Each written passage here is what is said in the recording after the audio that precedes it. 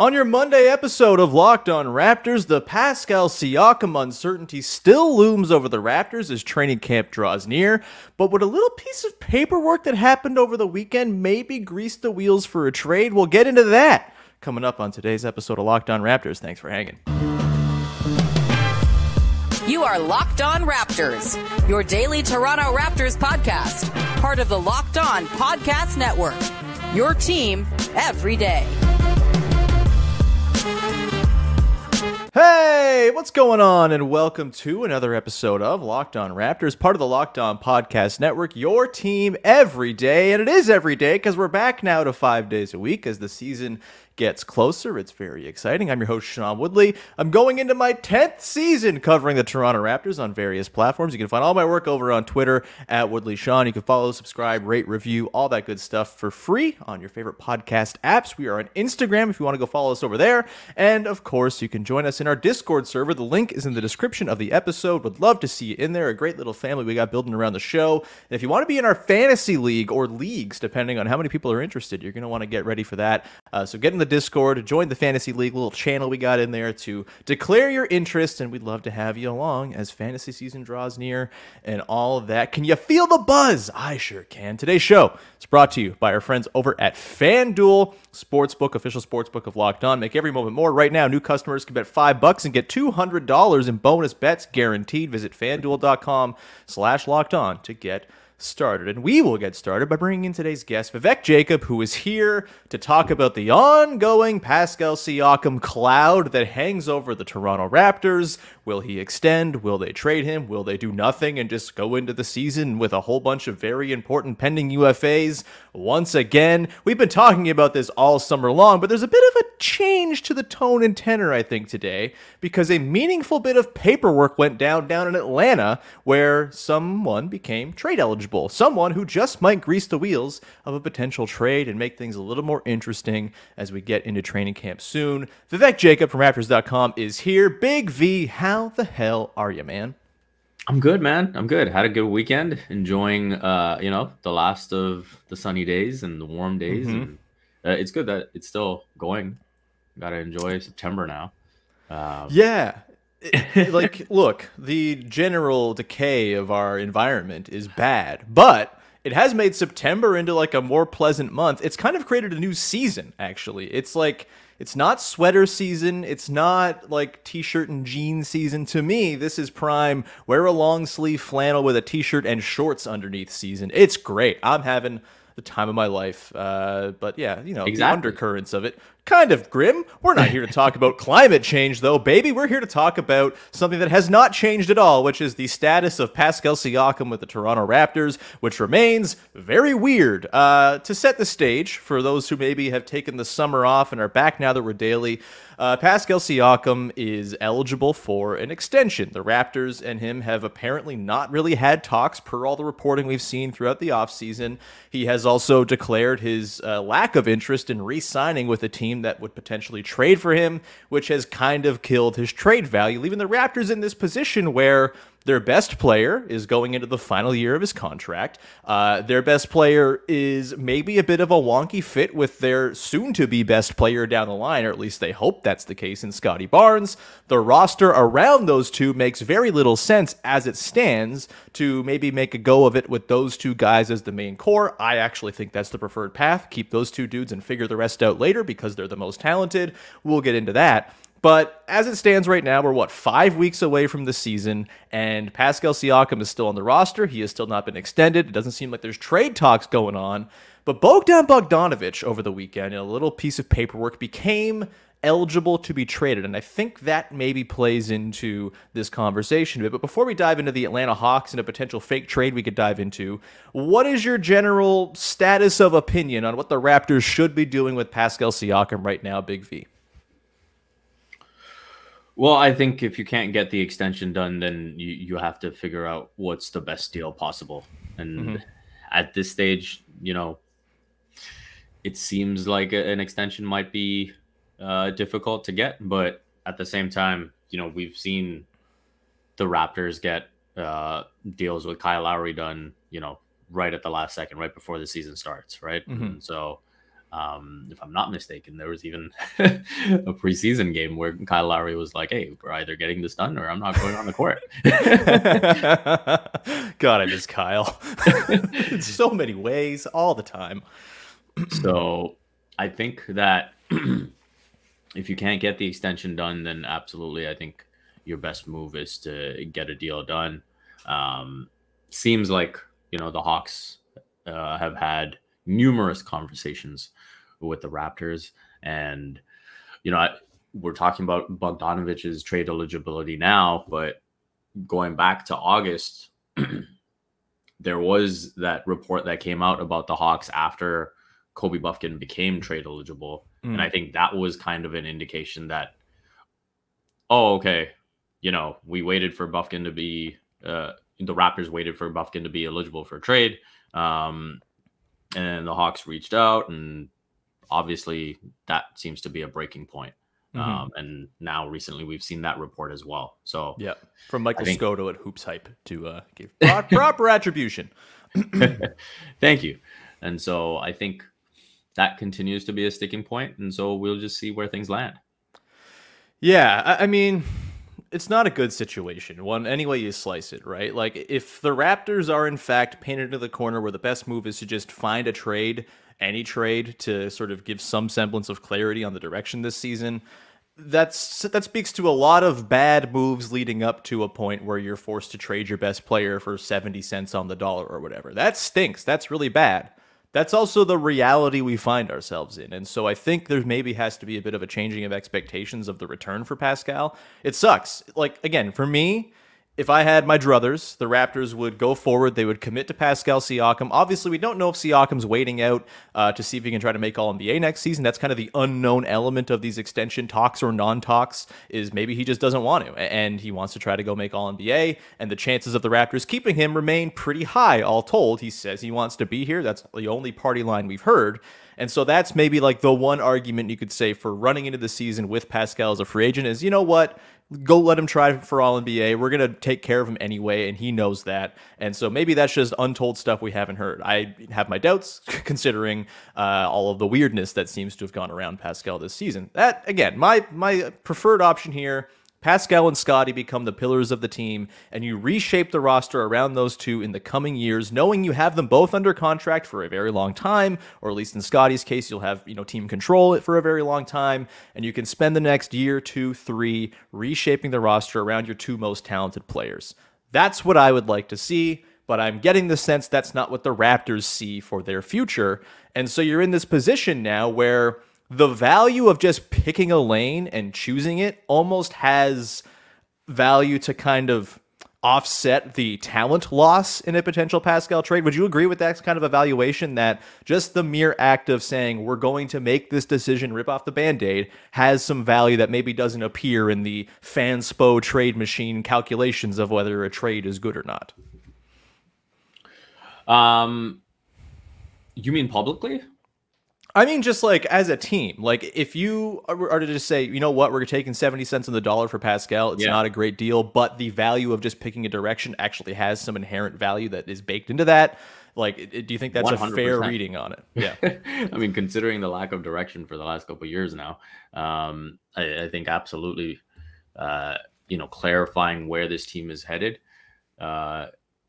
would help a lot of people. I could see why maybe for business reasons, the way they're leaning is maybe not the way they want to yell out loud they're leaning. But yeah, I think in terms of, being at point A and wanting to get to point B, which is ideally, contending for a championship again, or if you want to call that point C or whatever it is, right? Because obviously there's a ways to go to get there. I think you have to be clear about where you're starting from and just being real about what you have and what you don't have. And so I think Scottie and Pascal are very good individual players. Obviously Pascal a couple levels above, but I think in terms of a basketball team's ceiling, I don't see that happening with both of them unless you like dramatically alter the roster around them and fill it up with shooters. I just don't think it, especially with Jakob Poeltl in the mix. I just don't see it. And so I think that's where you've got to, you know, again, if you can't get the extension done with Pascal, you got to rip off the Band-Aid.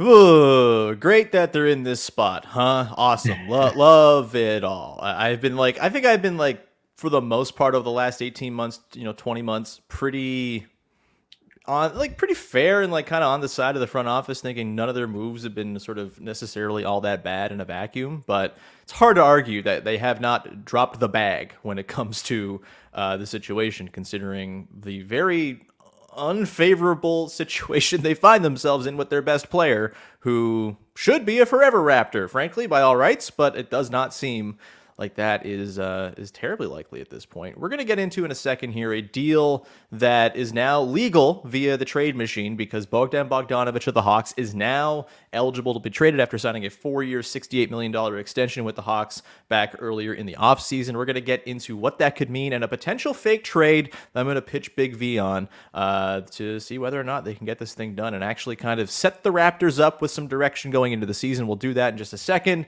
Before we do that, however, got to tell you about our good friends over at FanDuel, the #1 sports book in all the land. And right now is a perfect time to snap into action this NFL season with FanDuel, America's #1 sports book, because right now new customers get $200 in bonus bets guaranteed when you place a $5 bet. That's $200 in bonus bets, win or lose. If you've been thinking about joining FanDuel, there's no better time to get in on the action. The app is super easy to use. There's a wide range of betting options, including spreads, player props, over-unders, and more. Maybe you're the type of person who likes to go down to a Buffalo Bills game to go check a game out if you're from Toronto or Hamilton or wherever you might be in Southern Ontario. And for me, I'm not much of a sports bettor, but I do like when I'm in the building to throw a little money down. Why don't you go check it out when you go to a Bills game? That could be a fun little way to juice up the action and enliven the experience if jumping through flaming tables is not enlivening enough for you just yet. Go check out FanDuel right now. Visit FanDuel.com/lockedon and kick off the NFL season. FanDuel, official partner of the NFL and of Locked On. All right, we continue on here. Vivek Jacob of Raptors.com is with us as we continue to ponder the future of one Pascal Siakam in Toronto. It's great that it's mid-September and we're still talking about this, V. I'm loving it. I'm so glad we got back to the daily posting schedule of the podcast without any sort of resolution to this very big question hanging over the team. It's good, actually, I'd say. Just a reminder, we'll be back every day this week, so keep an eye out. I'm doing a mailbag episode tomorrow, so if you want to send me questions, go to the Discord, send me questions in the mailbag channel, and they will be prioritized for tomorrow's show. Okay, let's continue on here. Bogdan Bogdanovic, of course, of recent FIBA World Cup stardom, making it all the way to the final with Serbia, of course, has been a very solid player for the Atlanta Hawks and the Sacramento Kings throughout his career. Kind of a dude I've always really liked. Just kind of has a little bit of grime to him, a little bit of onions, and is a damn good shooter, a damn nice complimentary piece. And for me, him becoming eligible to be traded over the weekend is, I think, a pretty interesting pivot point in this Pascal Siakam, Raptors Hawks, sort of situation, because Bogdan actually, I think, is a meaningful piece to potentially include in a Pascal trade that maybe makes it a little more palatable if I'm the Raptors. Before we get into a fake trade proposal, Big V, what is your thought on Bogdan Bogdanovic? Should he be the apple of the Raptors' eye, or one of the apples of the Raptors' eye, if in fact, they get back into talks here with the Hawks before the season begins? I love Bogdan Bogdanovic as a player. I think, from a competitive standpoint, from, his style of play and like his love of the big moments, I would like to see him on a contender. But because I think so highly of him, I would absolutely love to see him in a Raptors uniform. And I think, in terms of who the Raptors are trying to get from the Hawks, I would absolutely include him in that list. And so, yeah, I think, his trade eligibility matters, and I think it should be a significant talking point. But, going back to the conversation that you started about, picking a direction, you have to prioritize the youth that you're getting, right?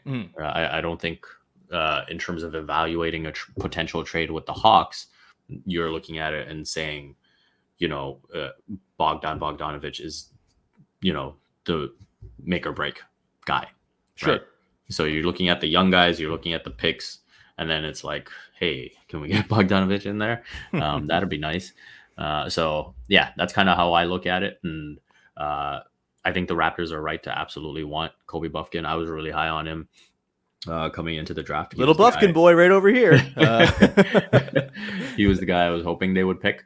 And so I think that's where the conversation has to start. But somewhere along the way, if you can throw Bogdanovic in there, absolutely.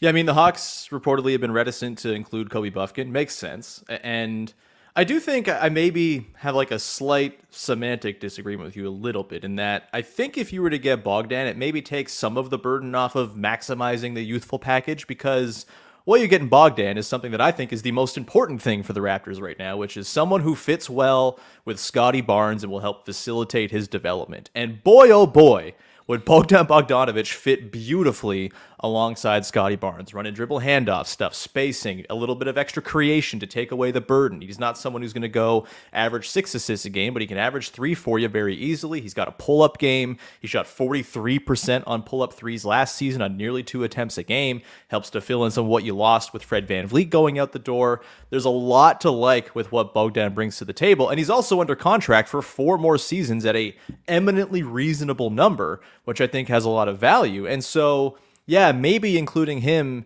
trims off a little of what you get on the package on the younger and sort of pick forward side of the deal.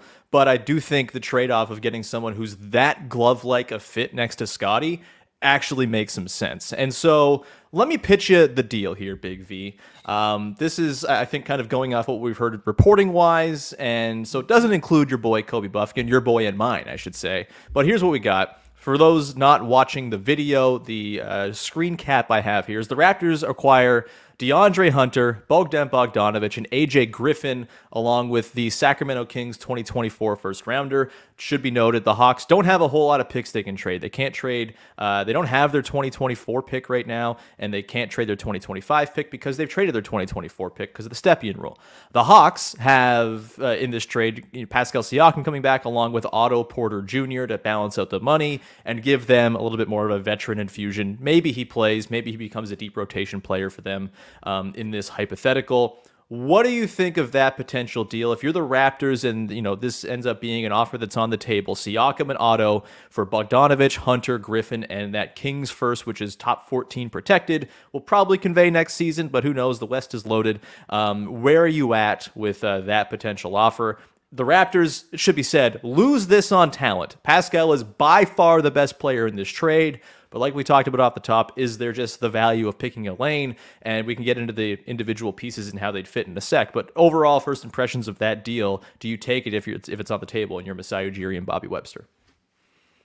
No. I think, again, for me, Kobe Bufkin is the conversation starter. I don't think I'm even entertaining a trade proposal from the Hawks without his name included. The only way I would consider this deal is if you're getting closer to the trade deadline and there's no extension for Pascal. And so, then, I think I would view this trade as more of like a 50 cents on the dollar type of deal. Okay. Yeah. And so I think I just don't see that type of ceiling with DeAndre Hunter to make it worth it. Griffin is a good player. I think he'll be somewhere in the good to very good range in this league. But in terms of seeing the ceiling going forward, I would struggle to see that with this deal. So if you get closer to the trade deadline, absolutely, I would look at it and say, okay, you can't lose him for nothing. But until then, I'm trying like heck to get Kobe Bufkin back.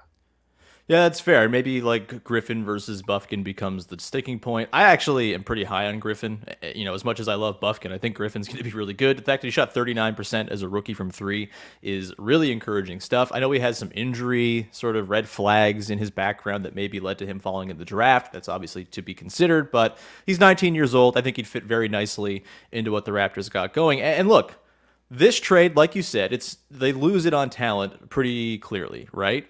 But I do think it sets the roster up in a pretty interesting way if they were to put it all together, right? You have yourself a theoretical starting five of, Scottie with maybe Dennis Schroeder, or, maybe you slide in Bogdan as your two next to Scottie as your nominal point guard and just lean all the way into that. You've got obviously OG in there. You have probably Hunter, or maybe you swap Hunter out and that's where Schroeder slides in. So it's Schroeder, Barnes, Bogdanovic, OG, and, obviously Jakob Poeltl's your center. Off the bench, you have DeAndre Hunter, who, is not a perfect player by any means, is probably a negative value contract with 4 years at $20 million left on his deal, but he's shot 36% from three throughout his career. He is a passable player. He's not fourth overall worthy, but that's not the Raptors' problem. They're just trading for a guy who can fill in the roster, and I think he would do that just fine.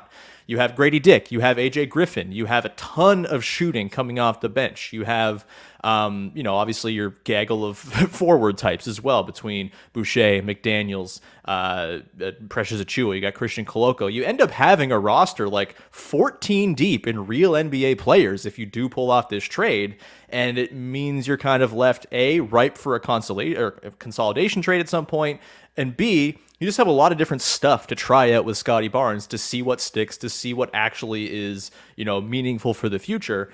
I don't hate it, really. And again, my preference is to just not trade Pascal Siakam, but if they're going down the road of just doing it, I think you could do a lot worse than this deal, and it might be worth it just for giving Scottie Barnes a roster loaded with shooting and competent players to kind of foster his development, which is the most important thing here. If you were to swap out the first round pick for Bufkin, would that get it done for you? Like, the first round picks, they're not exciting from the Hawks. They've traded all their good ones over to the Spurs for DeJounte Murray. It's not a perfect situation by any means, pick capital wise. But if you get Bufkin and Griffin, can you convince them to do that? That's probably pretty hard. But does that sort of change your tune on this? Yes, that does. Yeah, I think that's significant enough. I do like Bufkin that much, so I would strongly consider it. I'd probably try to get, maybe a couple seconds in there just to have as capital instead. Instead of the first round pick. Sure. But yeah, I think Bufkin being included there instead of the first round pick, I would definitely be more open to that as sort of a pre-trade deadline deal. Right. Yeah, I mean, look, I have my doubts that you'll be able to get Bufkin included. Maybe you can convince them to throw in Jalen Johnson. What does Jalen Johnson do for you as a team with 1 million forwards? Maybe not as much as a Bufkin would. It's not perfect, right? That's the other thing too, right? Yeah. With Bufkin, it's just like the need at guard is so significant for this team that having him, I think, would be a significant get.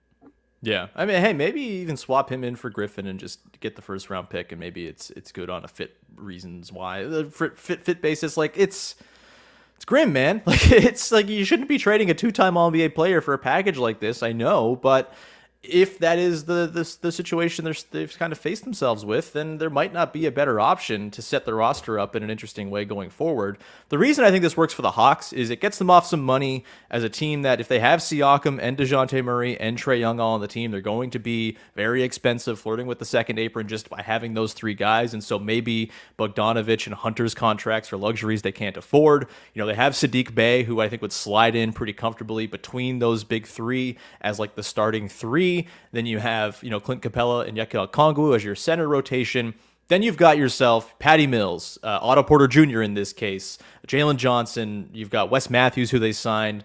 And then obviously if you keep Bufkin, they've got Bufkin to throw in there too. Like they have a pretty deep and full rotation, even giving up more players in this trade. And so that's why I think you could kind of see it maybe come to fruition.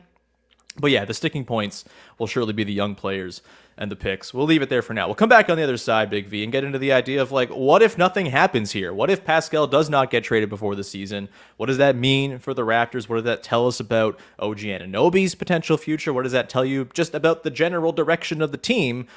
Maybe is an unanswerable question. Maybe the front office doesn't even know, but we'll get to that coming up in just a sec. But first, just a reminder, go check out Locked On Leafs. They are also returning to daily over on the NHL side today, and the Leafs have all sorts of questions coming into the season. So go and listen to Mike and Dave as they break it all down, getting you set for what should be yet another long season of waiting for the playoffs to know anything about this damn Leafs team. Go check it out right now wherever you get your podcasts and on YouTube.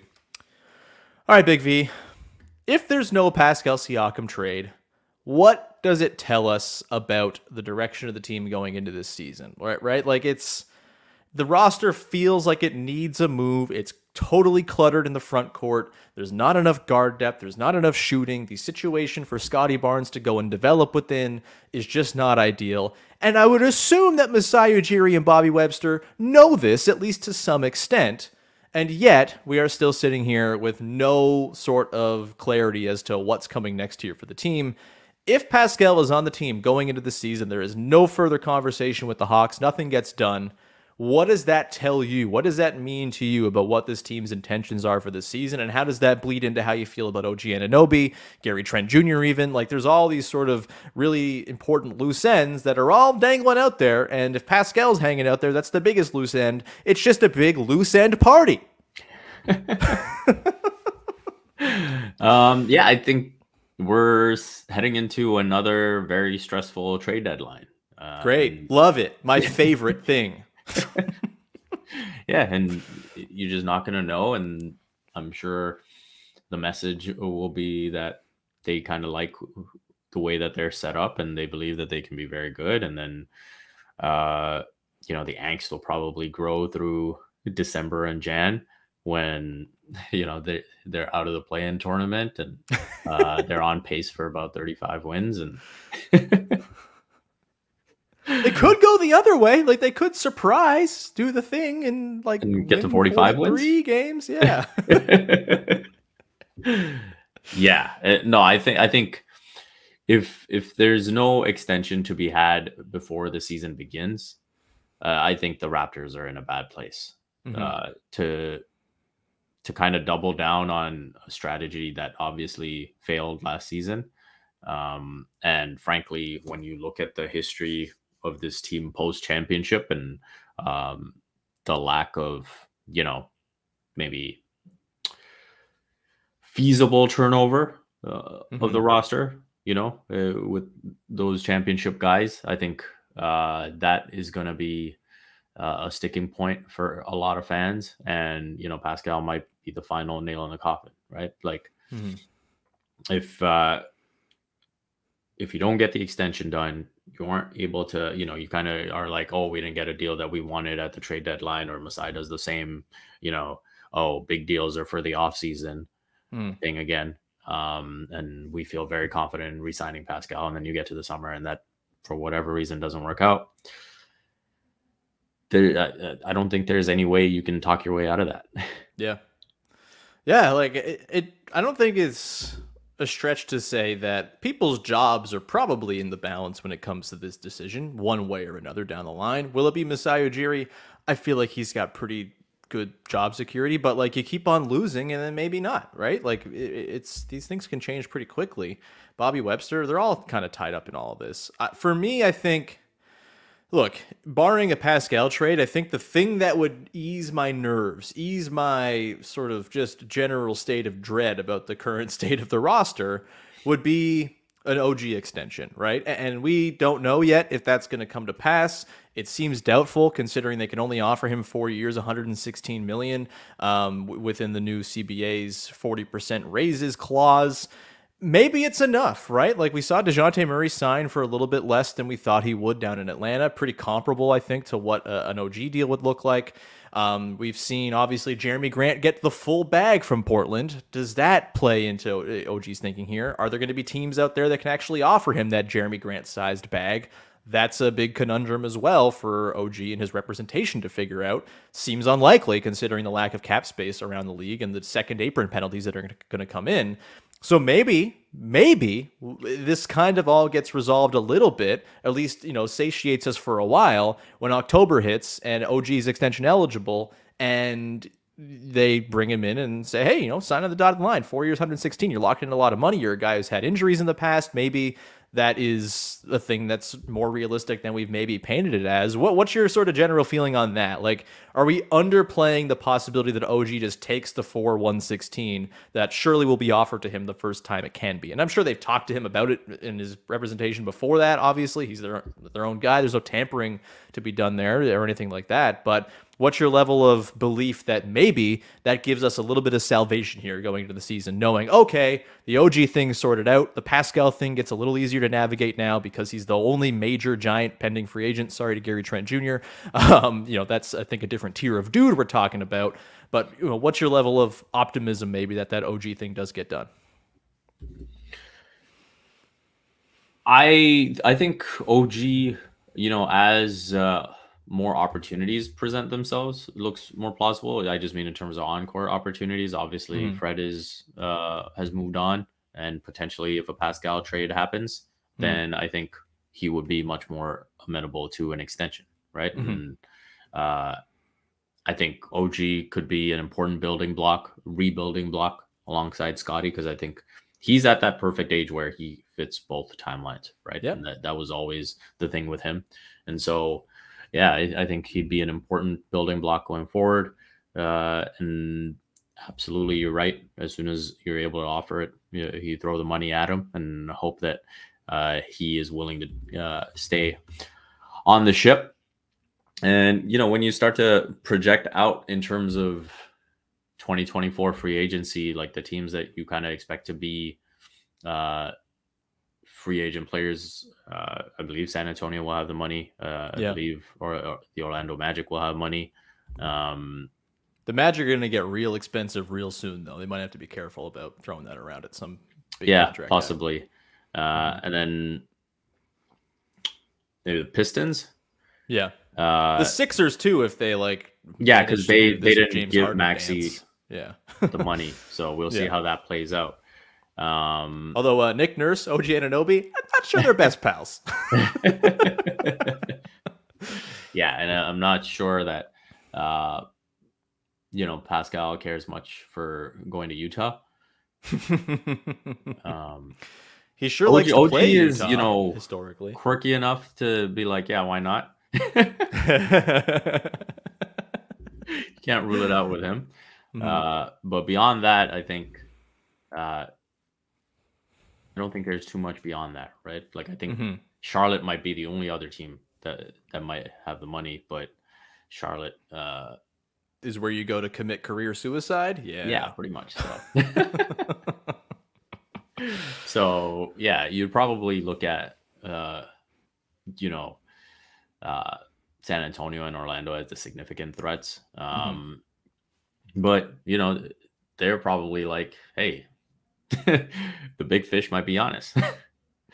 That's the other sort of thing here too, right? Is like the creeping Giannis of it all, which hangs over everything. Maybe the Raptors are just like, we're going to keep all our guys so we can flip them off for Giannis down the line and play that game again. That would be great. Yay. It hasn't set them back at all since they last tried to pursue Giannis. It's a tough situation. I maybe feel a little like I was kind of ruling out the idea of OG signing the extension basically all summer. I just didn't think it was going to be enough for him. But looking at the financial circumstances around the league and baking in his injury history, which I kind of maybe underplayed as a thing to consider here, it's hard to turn down $116 million guaranteed dollars, right? Especially for a guy in OG who is going to, in 4 or 5 years' time, be eligible to get paid again at probably a pretty reasonable sum as the cap goes up. Maybe this is not his last chance to cash in. You never know that, obviously, but that's going to be the next thing here, right? If OG signs the extension, I think you can make your piece if they don't move Pascal. I just think having both guys as pending UFAs going into the season is a non-starter. So we shall see. We will keep tabs on it as we go forward here. Plenty of time between now and training camp for things to go down. Big V, Thanks so much for being here, man. Lovely to chat and lovely to be back on the daily grind with you here. Anything you want to promote for the good people out there? Usual stuff. Looking forward to getting some stuff done heading into Media Day and all the fun that will come with that. So you can check out raptors.com. And besides that, you can follow me on Twitter at Vivek M. Jacob. Hell yeah. Find me at Woodley Sean. Join the Discord. Link is in the description. Come hang out. We got the Instagram. You can go follow. We got the Instagram, says the old man. Go follow that and support the show by following, subscribing, rating, and reviewing all that good stuff for free wherever you get your podcasts. And that is going to do it. Thank you, as always, for tuning in. Thanks for hanging. We'll talk to you again Tuesday with a little mailbag action. Until then, have a good one. Bye-bye.